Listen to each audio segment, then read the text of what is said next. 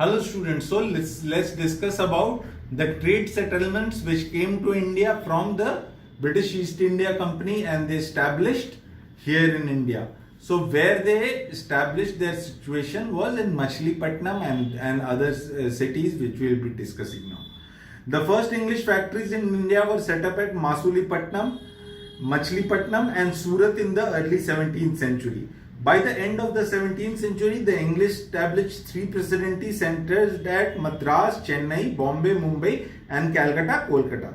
They first established at Machilipatnam and then they established their settlements in Mumbai, Chennai and Kolkata.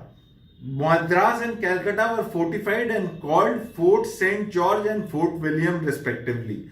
So Madras was called Fort St. George and Fort William, Calcutta was called Fort William, and they were fortified, which means there was a wall around the city. The French established settlements at Pondicherry, Mahe, Chandannagar and Karaikal. So all these places the French established their territory. The breaking of the Mughal Empire by the middle of the 18th century provided ideal conditions for the English and the French to establish political influence in India. So what happened? Breaking up of Mughal Empire, it paved way for Britishers to establish their control over India. So it made possible for British to venture into India and make their inroads. Birth of the British Indian Army. The English East India Company needed a well-trained army to protect and expand its Indian trade settlements. So birth of the Indian National Army, it arose basically out of the need that the British East India Company, it needed army to establish and expand itself. Around the mid 18th century, the company raised an army at Madras by training a mixed band of European and Indian soldiers. In Madras, they trained European and Indian soldiers and they established control there. Later, Bombay and Calcutta also had separate armies. Ultimately, these three armies were merged to form the company's army in India. So, Bombay, Calcutta and Madras, these three places, the army was raised, which was army consisted of people from Indian origin as well and European settlers as well. So, these two, they together, they formed the British army, army and they established their control here. The Indian soldiers in the company's army were called sepoys. Indian soldiers were called sepoys from the Persian word sipahi meaning soldier. Sepoys means sipahi, it is the Persian word which means soldiers. They formed the bulk of the company's troops. Company's maximum people were Indian sepoys. They were trained to be disciplined and to master Western military skills. They were also trained to use modern military equipment such as the matchlock musket, a type of one which was fired by igniting gunpowder with a burning wick serving as a match. So it was basically a gun. Matchlock musket was a gun where there was a wick, which means there was a thread of cotton or something, and that thread, when it was put on fire, the gun would shoot. So that is how it worked. Anglo-French rivalry. Around the middle of the 18th century, English and French trade interests clashed in the Carnatic in South India. So French and English, they also had their rivalry basically. They clashed with India because they both wanted control of certain parts of India. Between 1744 and 1763, the British and the French were involved in two wars in Europe. These factors led to three major wars in India called the Carnatic Wars.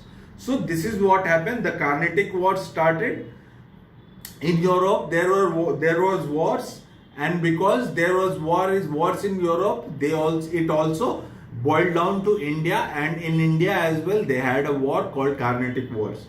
First Carnatic War 1744 to 1748. This war was an echo of a war in Europe in which Britain and France took opposite sides. J.F. Dupleix, the French governor of Pondicherry, captured Madras but restored it to the British after the war in Europe ended. The French governor, he captured Madras but later on he gave it to Britishers. Why it was happening? Because there was a rivalry going on back in Europe. In Europe, they were fighting with each other. So they, in India as well, in their territories, they started fighting. Second Carnatic War, 1748 to 1754. British and French involvement in the local politics of Hyderabad and the Carnatic caused the Second Carnatic War. The Carnatic, with its capital at Arcot, was a province under the Nizam of Hyderabad. However, the Nawab of Arcot was almost free from Nizam's control. The death of the Nawab of Arcot and of the Nizam a few years later led later to the wars of succession in the Carnatic and in Hyderabad. The French and the English took opposite sides in these wars. The British succeeded in installing their candidate on the throne of Arcot, while the French installed their candidate at Hyderabad. So what happened? Arcot, the Carnatic area, Arcot, and also the Hyderabad, there was a situation of rift between, because Nawab was free from Nizam. So what happened? After the death of Nawab and Nizam, there was a war between British and French, and British started control at Arcot, and the French, they settled their control at Hyderabad. Third Carnatic War, 1756 to 1763. This was a result of the outbreak of the 7 Years' War in Europe. Just after the Third Carnatic War began, the British made substantial gain in Bengal and Hyderabad.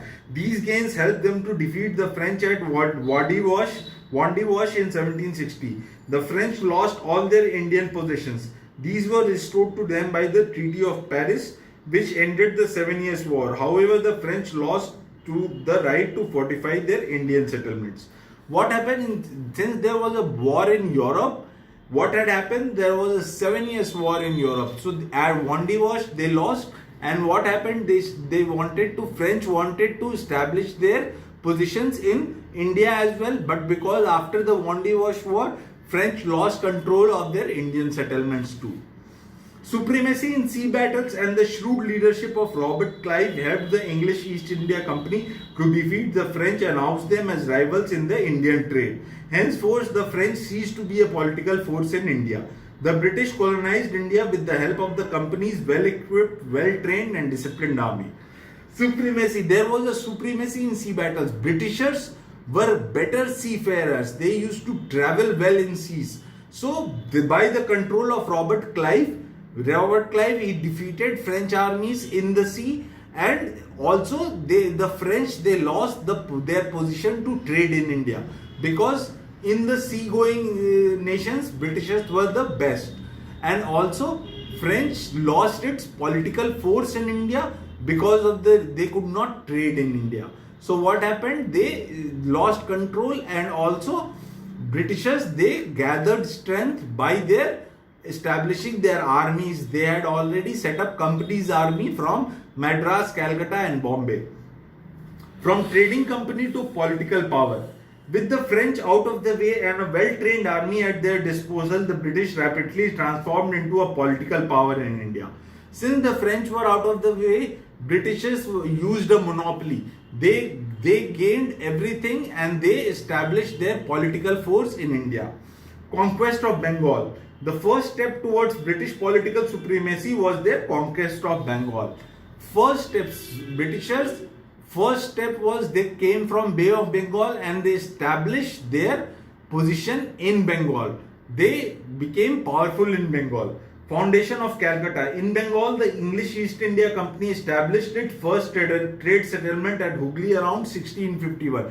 In 1651 itself, when there was Mughal rule, the British had established their trade settlement in Hooghly, which was in Bengal. Its trade flourished here, but when it violated trade rules, Mughal Emperor Aurangzeb turned hostile, declared war on the company and defeated its forces. Later, Aurangzeb permitted the company to trade duty-free in return for an annual payment. But Britishers were violating the trade laws. They were doing some fraud in it. So what Aurangzeb did? Aurangzeb defeated them and he told them that you will be selling your product duty free, which means there will be no taxes on your product. So whatever you trade, you won't be getting any taxes from it. In 1690, Job Charnock established an English factory at a place called Sutanuti. The factory was later fortified to protect it from local revolts and attacks and named Fort William. Soon after this, the company was granted the zamindari, rights to collect. Zamindari means right to collect revenue, which means zamindari is when peasants work on the fields and farms, and whatever produce they sell, they give a certain tax to the zamindar. Of Sultanati and two other villages, Govindpur and Kalikata near it. The fortified settlement of Fort William along with these three villages later came to be called Calcutta. So Calcutta was basically a total of three villages. There were three villages which when bound together and were part of Fort William, they later came to be known as Calcutta. Conflict between the company and the Nawab of Bengal. Trade in Bengal fetched enormous profits for the company as goods from Bengal found much of the English imports from Asia. The company had the right to duty-free trade, but the company's servant misused the rights. They carried on illegal private trade and did not pay the trade duty payable by individual merchants. This caused a heavy loss of revenue to the Nawab of Bengal, who grew hostile to the company. What was happening there?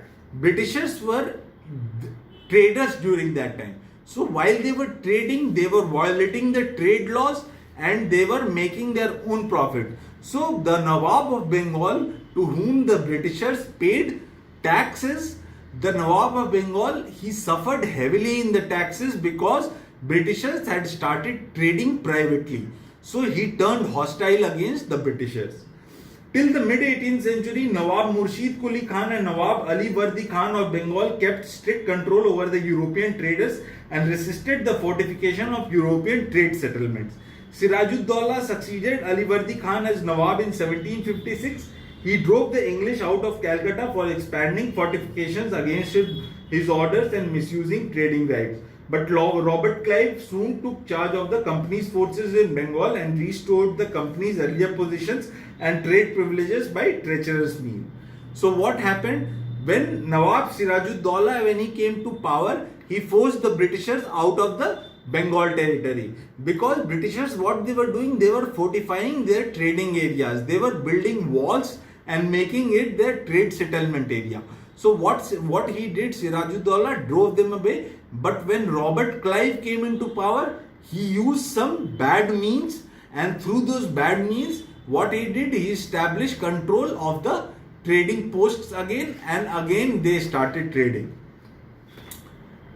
Battle of Plassey, that is 1757. Clive bribed some of the important members of Siraj court, including the General Mir Jafar.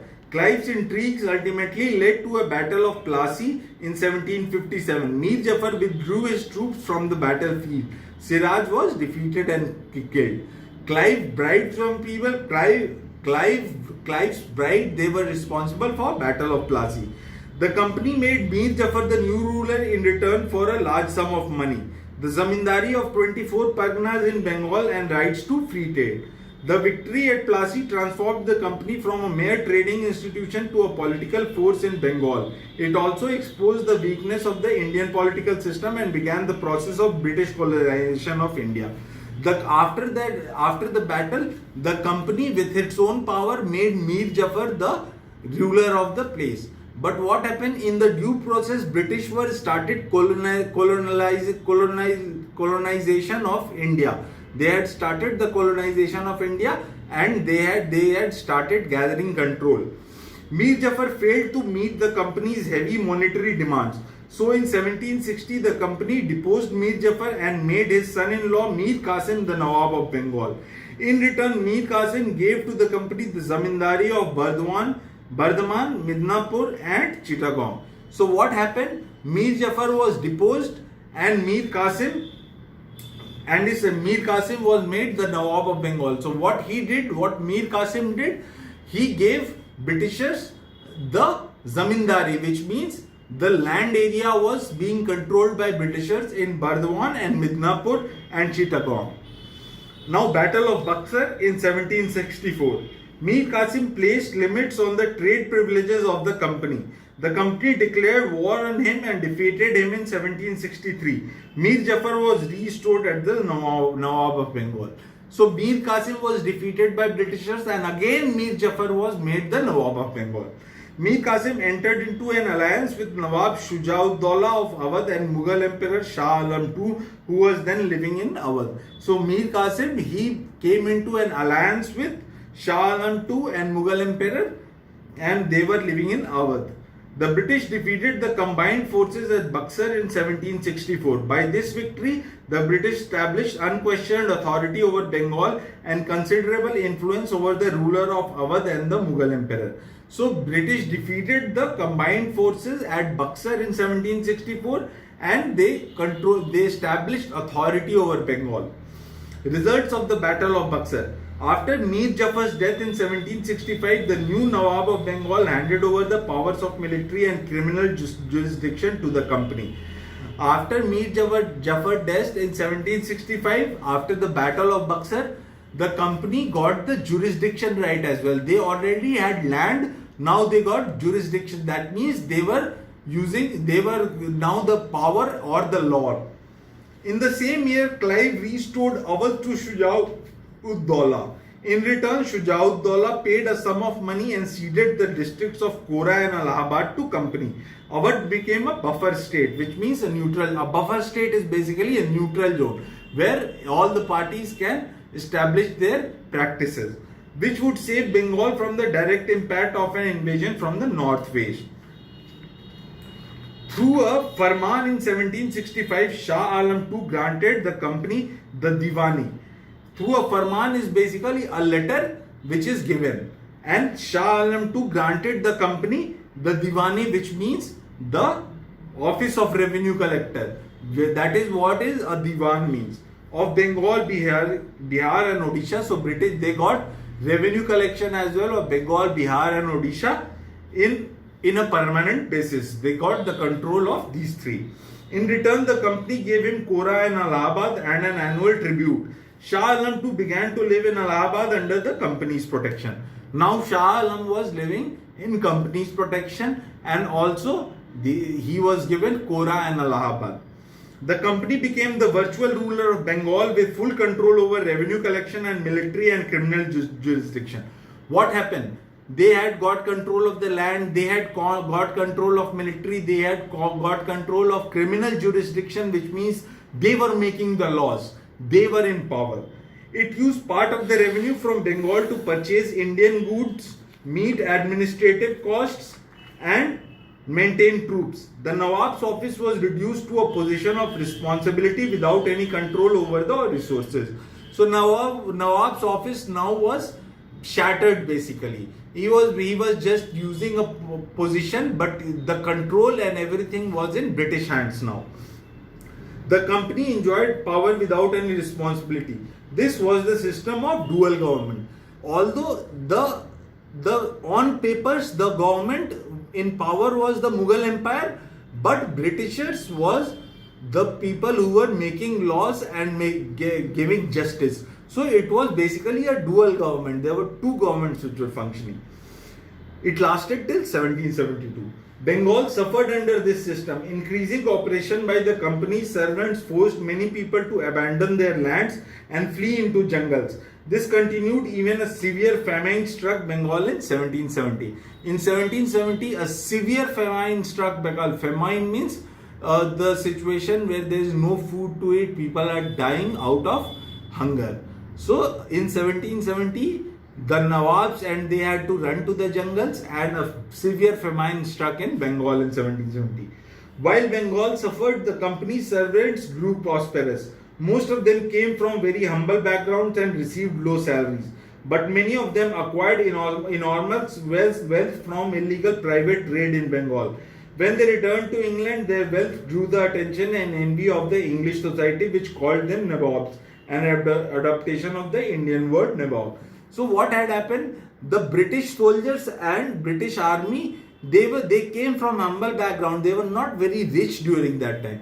But even during the famine, they started growing rich. They started hoarding certain grains, certain materials. They started capturing and keeping it with them. They started selling it at a higher price, and they became very wealthy. And these people who were from a simple background, they became very wealthy people and they established their control. In 1772, Warren Hastings became the governor of Bengal. He ended the system of dual government and brought Bengal under the direct control of company. So in 1772, he became the dual government and he completed the control of the company completely, and Bengal came into company's control totally. We will continue with British conquest outside Bengal in our next topic. Have a good day, students.